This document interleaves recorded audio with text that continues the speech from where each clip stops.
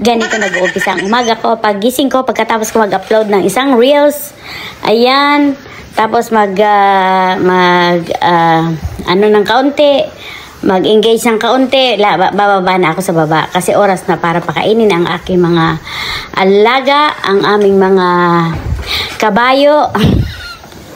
Oras na para pakainin at lagyan ng tubig, yung kanilang lalagyan ng tubig for the whole day.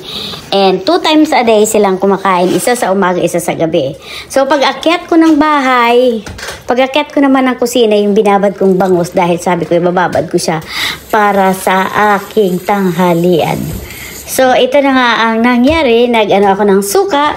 You have to marinate it in vinegar, garlic, salt and pepper. And that's it.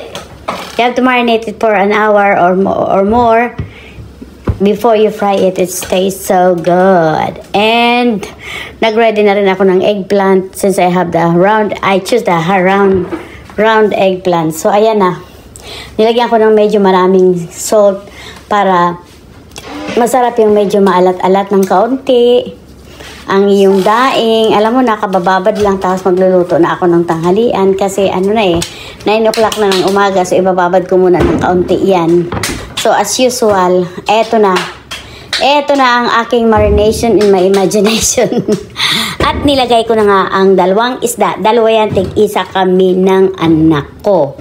At ito, dito ako magluluto always kasi nga may amoy ang isda. Kahit na ano pang sabihin mo, may amoy talaga ang isda. Although ang ano naman, hindi talaga malangsa ang bangus.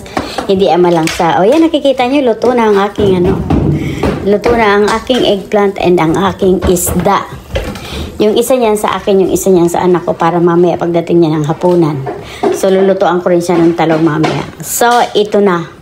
Nag-umpisa na kami ng umaga. Sa nakikita nyo, ang unti-unti ng aking kanin. Alam nyo, mag-iisang linggo na akong 1 week na ako nagda-diet. Parang nauupos akong kandila. Para akong nangihina, parang wala akong energy. Kasi dinadala ko lahat sa gulay-gulay, isda-isda. Pero kailangan din natin ng meat at ng protein. Sabi nila pag nagda-diet ka daw, huwag kang masyadong bumagsak ng 1,500 calories a day kasi mabibigla yung ating katawan. So, unti-unti, dahan-dahan bigla. Charot. So, ayan ang aking ang sarap ng kain ko. At saka medyo may matching kape.